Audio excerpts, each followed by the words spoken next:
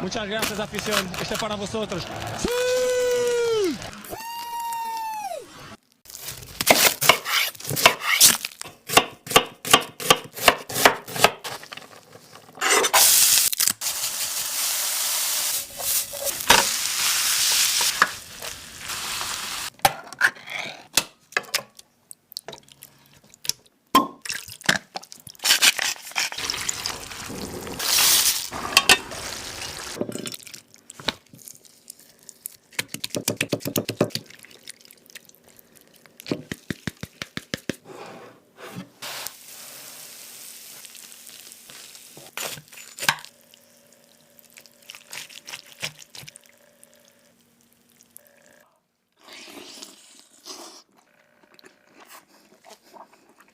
I have rapped in the program. I did a Weird Weekend episode about rap.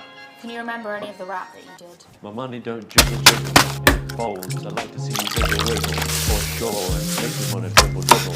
You know, riding in my Fiat, you really have to see it. 6 feet 2 in a compact, no slack, but luckily the seats go back. I got a knack to relax in my mind, sipping some red wine. Nice.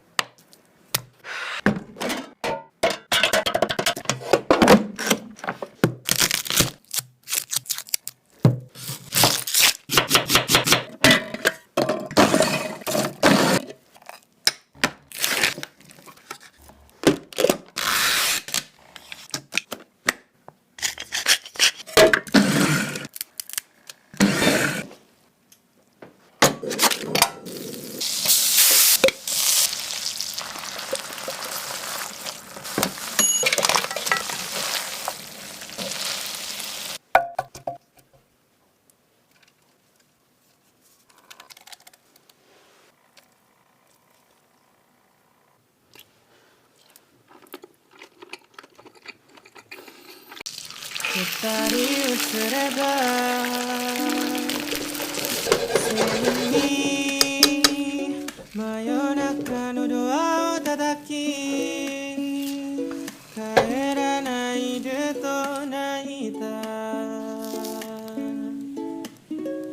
あの季節が今目の前